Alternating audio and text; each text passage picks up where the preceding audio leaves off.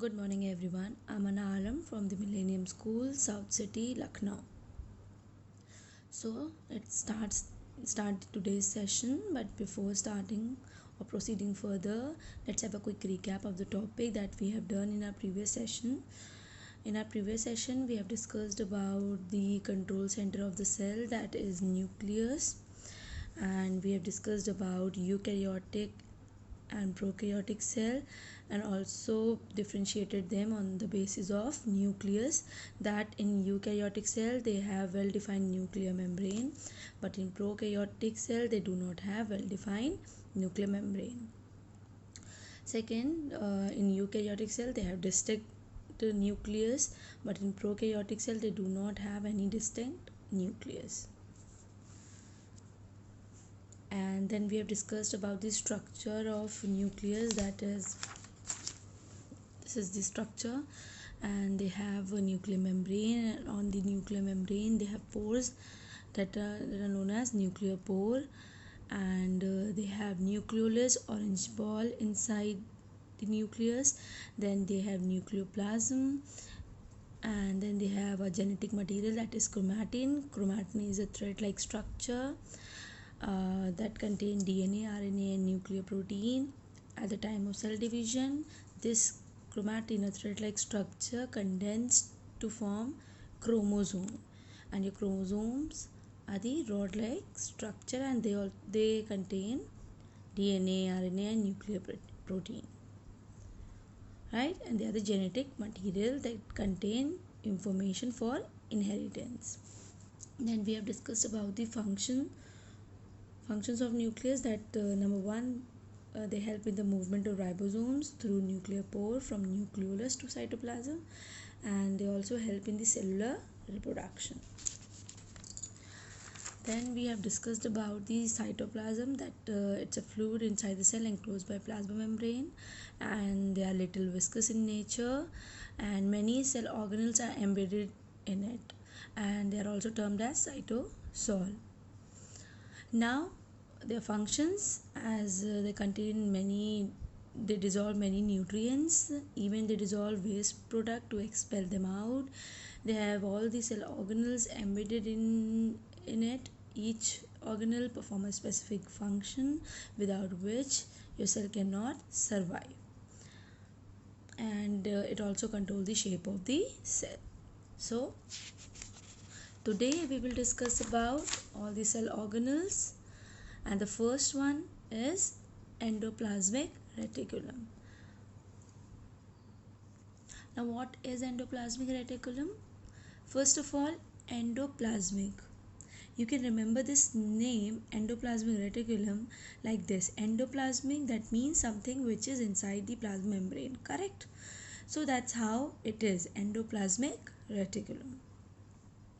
Now your endoplasmic reticulum is a complex network of membrane bounded tubules. So it is a tubular structure that are forming networks, and its appearance is somewhat like this, a tubular structure forming a network. Second, they are tubular, round, and oblong structure. They do not have specific shape, sometime round, sometime tubular, but they always form a network, and of course they are membrane bound, and they are bound by an individual membrane of its own. Third, looks different in different cell depending on its function. As I said, their shapes and size are not very specific, so they look different in different cell depending upon what function they have to perform. So when I talk about endoplasmic reticulum, they are of two types. First one is rough endoplasmic reticulum, and the second is smooth endoplasmic reticulum. So instead of writing a big name endoplasmic reticulum, you can write it ER. It's a short form of endoplasmic reticulum, and therefore your rough endoplasmic reticulum is written as RER, and your smooth endoplasmic reticulum is written as SER, right?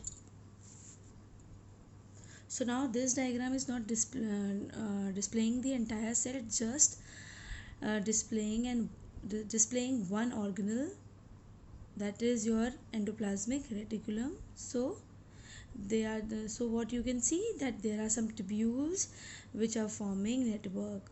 So these tubules are, one is your rough endoplasmic reticulum. There you can see a blue dot structure or dotted structure, and this is a smooth endoplasmic. The orange one is a smooth endoplasmic reticulum. There they do not have any dotted structure, right? Now let's talk about the RER and SER in detail. That your RER, as I said before, RER name, as its name says, rough, and its surface is not smooth. So over the surface you can see dotted structure. And why these dotted structure? These blue dot structures are nothing but ribosomes, and ribosomes are present on the surface of RER, because of which a surface get rough appearance, and that is why these kind of endoplasmic reticulum are known as rough endoplasmic reticulum. Now they manufacture protein, and even manufacture protein in ribosome and then transport to other parts through ER. Like we can say that ribosome is the factory of protein, right? And protein manufactured in ribosomes, and that means protein formation take place in ribosomes. So that is the significance of ribosomes. That means somebody who is producing ribosome is also important. Something on whose surface ribosome is getting stored, that is also important. And ribosome itself is definitely important because it is manufacturing protein, and protein is needed for the survival of the cell. So protein is synthesized in ribosome and transported to other part of the cell through endoplasmic reticulum, and specifically we can say rough endoplasmic reticulum, right? So now let's talk about SER. What is SER? No ribosomes are attached here. As you can see, they do not have any ribosomes attached, right? And they manufacture fats and even lipids. Now can you guess how they help the cell? Pause my video and think and guess. When we were talking about plasma membrane, remember I told you that plasma membrane is made up of protein and lipids, right? So that means lipid that are produced here, they are also help in the making of plasma membrane. So this structure, this orange line or this tube like structure, orange lines tubular structure, is known as smooth endoplasmic reticulum. Now let's read it out. First, ER, rough endoplasmic reticulum, ribosomes attached to its surface, and protein manufactured in ribosome and then transported to other parts through ER. Second, SER, no ribosomes attached here, and fat molecules and lipids are manufactured. Now let's talk about the significance of ER as a whole. Now the first one, protein and lipid manufactured here are used in the building of plasma membrane, as I have discussed earlier, and it's used as enzymes and hormones. Now how do enzyme hormones help? Enzymes help us in many ways. For example, enzymes actively take part in so many chemical reactions which keep taking place inside the body. And how do hormone helps?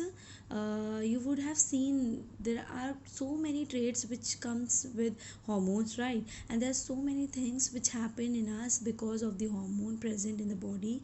So these proteins and lipids also helps in used as enzymes and hormones. Second, your endoplasmic reticulum acts as a channel to transport material to different part of a cell. They act as a transport channel and they transport various material like lipid, protein, fats to different part of a cell. Third, they detoxify poisons and drugs.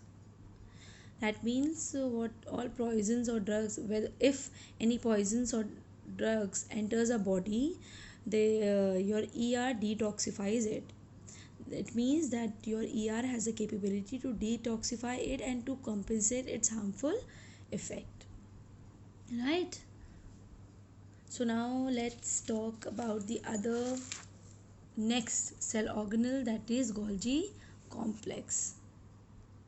So now let us see what is Golgi complex. So this particular cell organelle was named after a scientist, Camillo Golgi, who first described it. So he was the first one who described the cell organelle, and this cell organelle, and thereafter was known as Golgi complex or Golgi apparatus, right? So it is again next. So it is again a network of membrane bound vesicles arranged parallel to each other in stacks called cisterns. So what are vesicles?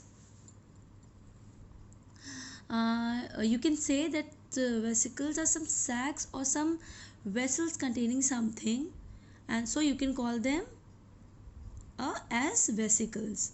And this is how your Golgi complex look like. So if you see, they are arranged parallelly.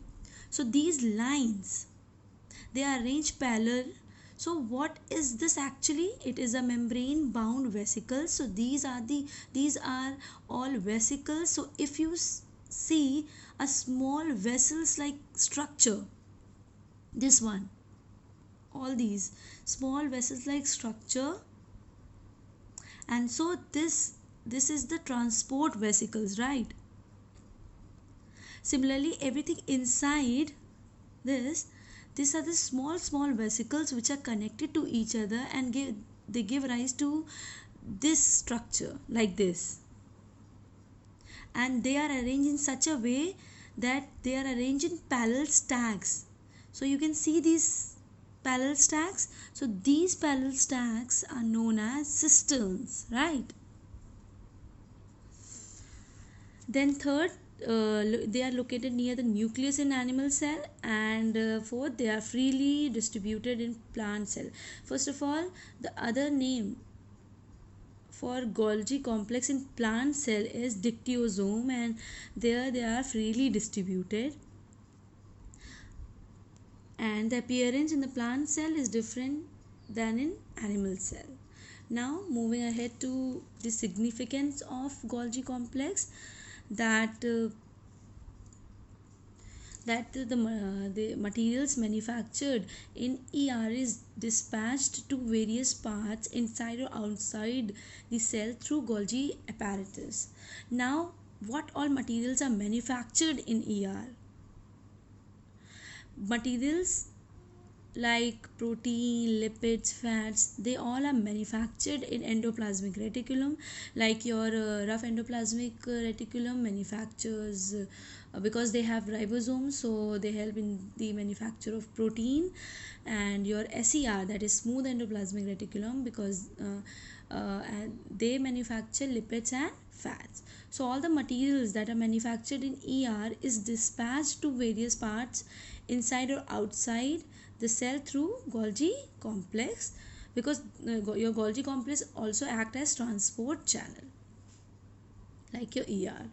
Then the second one, they help in the storage of various cellular secretions like enzyme, protein, cellulose, etc. So that means inside the cell you have so different components, you have so many different organs, so everybody is performing its own function. So somewhere there are some secretions, some enzymes are produced, some proteins are produced, some cellulose are produced. So your Golgi complex help to store all of them, because these things are needed by the cell for its survival, right? So there has to be some storage for the survival, there has to be some storage for them, right? So similarly in our house, let us suppose today you want to eat biryani or khichdi. In order to prepare dinner, you just need 1 kg of rice to prepare dinner for the entire family. But still, it happens that we keep around 5 kg of rice at home, and that's because so that we have backup, we have the backup of storage, so that I can use it in future to future too. Similarly, inside the cell also, you should store things which are needed by the cell for its survival. So some of such things are like enzymes, proteins, cellulose, etc. So your Golgi complex helps in storing such cellular secretions. Now third, they help in the synthesis of lysosome. That means they synthesize lysosome. Now what are lysosomes? Lysosomes are another cell organelle which have their own specific function. So you might be curious to know what does these lysosomes do, right? So now let us talk about the next cell organelle, that is lysosome. Now lysosomes are again a membrane bound vesicles containing variety of digestive enzymes, right? And second, the presence of lysosomes in plant cell is disputed. Why they are disputed? Because your plant cell have cell wall that is tough enough to stop the entry of foreign particle, so they do not need lysosomes much, right? Now the significance of lysosome, as lysosomes digest waste material and worn out organelles, even they defense against bacterial and viral infection, and they are the disposal system of the cell. Why they are the disposal system of cell? Because of the above 2 points, right? Then the last, during the cell damage, lysosome burst and enzyme digest their own cells, and this termed as suicidal bag of cell. Why lysosomes are called suicidal bag? Because during cell damage, any cell damage, lysosome burst itself, and the enzymes which are present inside that lysosomes digest its own cell, and that is why, like, it's a type of suicide only. So they are called the suicidal bags of the cell, just to protect our body, right? Now we will talk about the next cell organelle, that is mitochondria. It is one of the very important cell organelle. So now let's see what is mitochondria. So again, it's a rod-like structure bounded by 2 membrane. So if you look at this, you get a picture like this. So this is mitochondria, and this is how mitochondria looks like. So now let's look at the structure of mitochondria in detail. That your mitochondria have 2 membranes, one outer and one inner. And the outer membrane is smooth and porous, and the inner membrane has many folds, and they are deeply folded, and these folds provide greater surface to generate ATP. This red line is the outer membrane of mitochondria, and these yellow deeply folded lines are inner membrane, and inside these folds, because they are folded, they increase the surface area, and when the surface area increase, they generate maximum energy in the form of ATP. Right? Now what is ATP? That is adenosine triphosphate, and these ATP molecules are the ones which are being used as energy, and they are nothing but energy. So energy is produced in the form of ATP molecule, and this energy is produced by mitochondria. So that is the main function of mitochondria, and so that is how the structure of mitochondria helps in the production of ATP molecule. Now after this it has got cristae, and what is cristae? Cristae is the inner membrane. Like your inner membrane is compartmentalized into various cristae. That means when they are your inner membrane, when they are deeply folded, you can see that they are deeply folded, they form different compartments. And when they form different compartments, these compartments are known as cristae, right? So these compartments are known as cristae. And what else they have matrix, and matrix are the ground substance or space enclosed by inner membrane. Now you can see that your inner membrane that have deeply folded, they had formed different compartment, and inside these compartments you have various substance, ground substances, and even these space light blue color spaces, and these spaces and ground substance are known as matrix. So this is the structure of the mitochondria, and the structure of the mitochondria is very important. And just a quick, they have two membranes, that is outer and inner. They have cristae, just because your inner membrane are deeply folded and they form a compartment, and these compartments are cristae, and inside cristae, that compartments, we have ground substance and spaces that are known as matrix. Yes. Now moving to the significance of mitochondria. The first one is they are the powerhouse of a cell. Why they are powerhouse of the cell? Because they generate ATP. ATP in the form of, you can say energy in the form of ATP.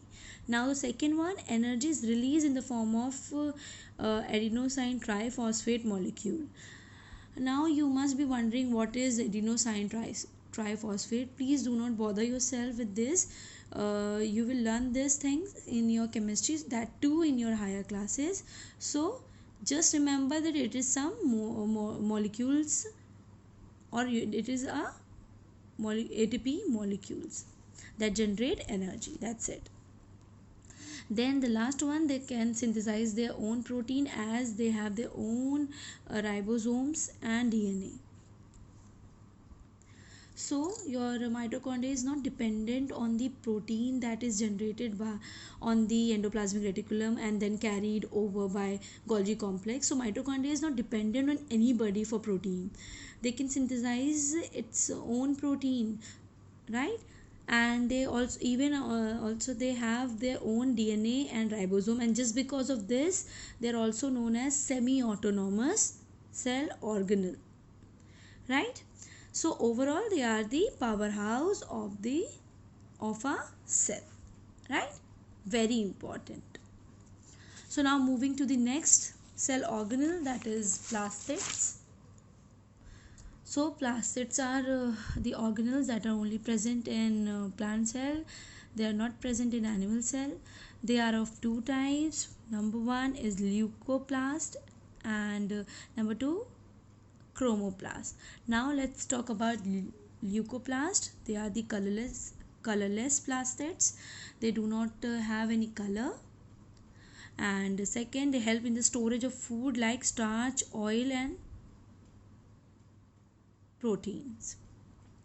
For example, plastids are present in the plant cells. So there also you need as many organs as you have which can store things, the better it is, right? So they are used as a storage organ. Now chromoplast, second one, they are the colored plastids. And when you think of the colored plastids, what all things comes to your mind? Right now I'm talking about plant cells. So in plants, what all things are colored? When I talk about color plastids, you think of green color of leaves, right? You think of the color of tomato. You can also think of the yellow color of sunflower, right? So these are because of the presence of your chromoplast or colored plastic, right? And all these things are brightly colored. Next, chromoplast with chlorophyll are called chromoplast.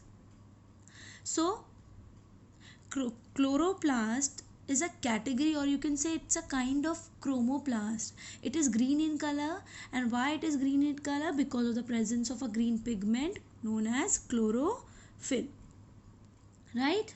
So let's talk about the importance of chloroplast. and even we will talk about the structure. Now this is the green color plastid that is known as chloroplast. It comes under your chromoplast only, but when they are in green in color and they have a green pigment, that is chlorophyll, they are known as chloroplast. So chloroplast is something because of which green leaves are green, and this green leaves have a very important role to play for the survival of the plant. Now coming to the structure in detail.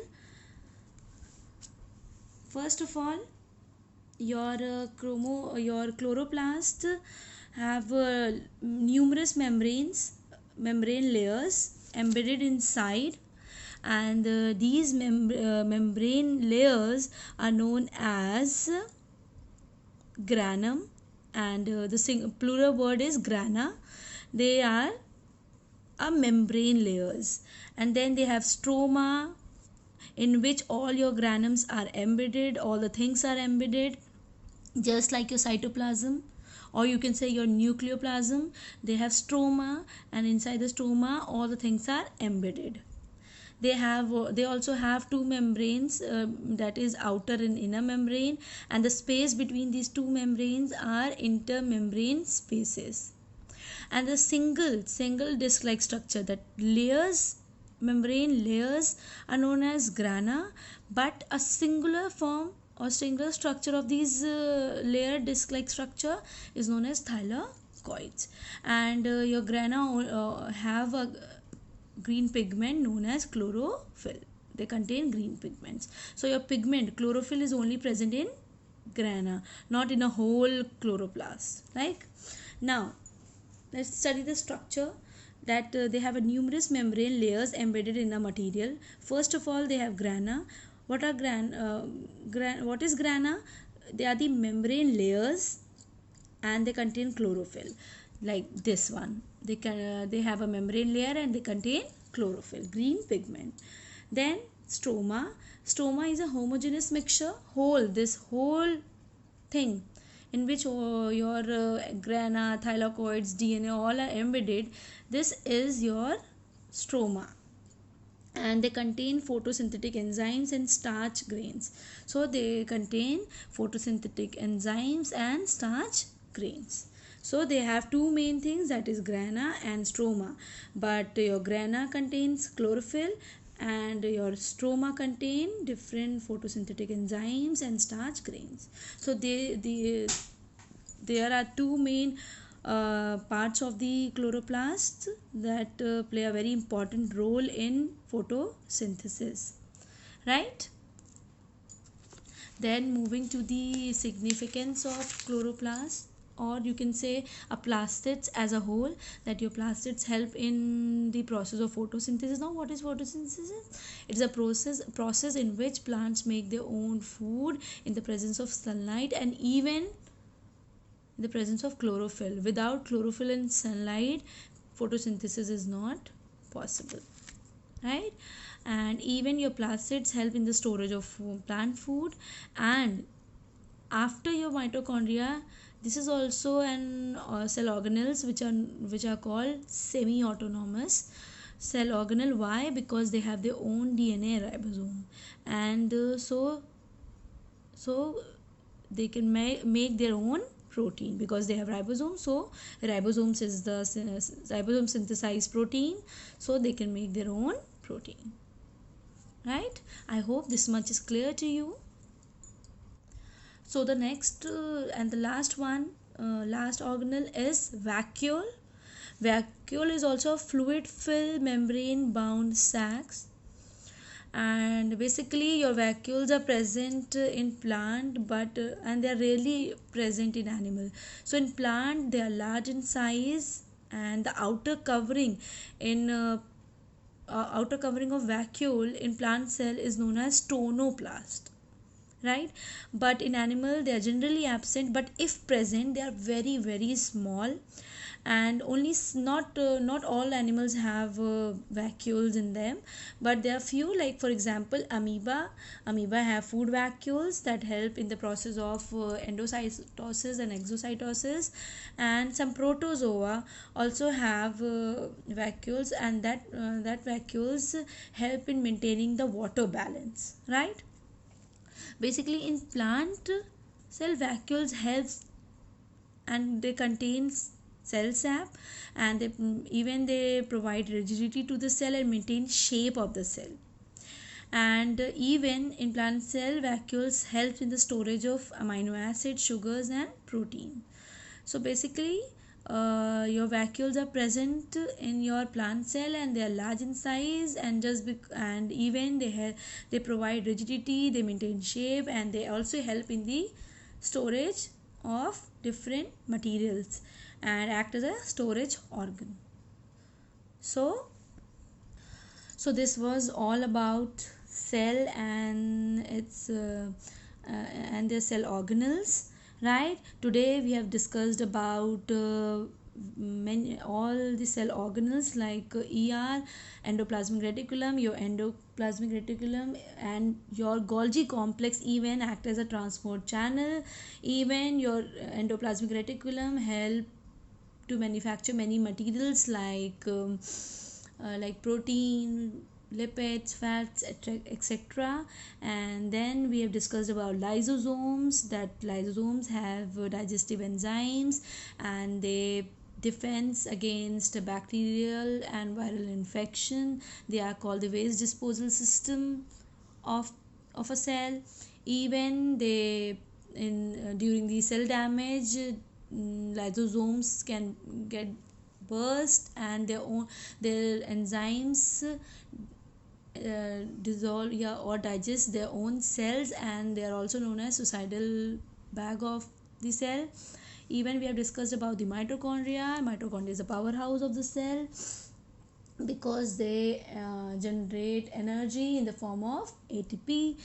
Then we have discussed about the plastids. They are the kitchen house of the cell. Why they are kitchen house of the cell? Because they have various types of there are various types of plastids, and one of them is chloroplast. Your chloroplast have chlorophyll that helps in the process of photosynthesis, and this process is the process in which plant make their own food, right? So they are known as kitchen house of the cell. There are many plastids, like your leucoplast types of plastids, like your leucoplast and chromoplast. Leucoplast is colorless plastic, and your chromoplast is colorful, including chloroplast. Then we have discussed about the vacuole. That vacuole is also somehow it's a storage organelle, and they are mainly present in plant and generally absent in animal, right? So with this I conclude my session, and please go through my notes carefully, and feel if in case of any doubt, feel free to message or call. And all the best for your upcoming science assessment. Do well. Thank you, children, and have a nice day. God bless you all. Thank you.